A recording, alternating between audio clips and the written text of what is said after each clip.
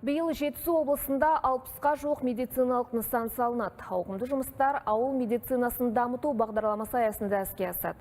Өңірдің шалғай елді мекендеріндегі 10 дәрігерлік мекеме қайта қалыпқа келмек. Толығырақ тілшіміз Руслан Нұрланұлы баяндасын.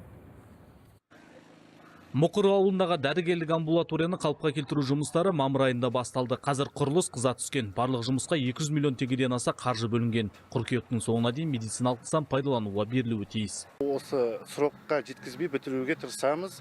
Бұның сыртына келетін болсақ, бұл жерде дизельный генератор болады, блочный котельный болады, БМК деген.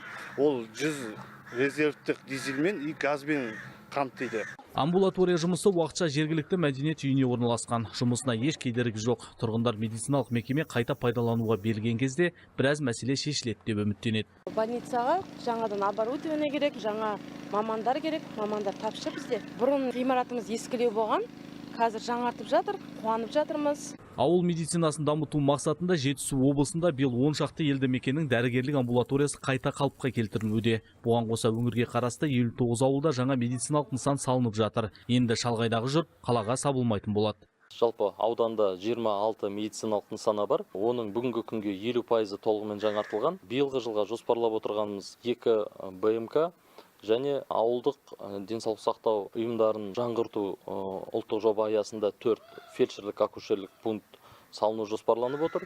Облыстық денсаулық сақтау басқармасы берген мәлімет бойынша ұлттық жобаны жүзеге асыруға дайындық жұмыстары үшін 5 миллиард теңге бөлінген. Барлық медициналық нысан жыл соңына дейін пайдалануға беріледі дейді мамандар. Руслан Нұрланұлы, Гүлнар Жантасова, Қуаныш Түргенбаев, Жетісу облысы, 24 KZ.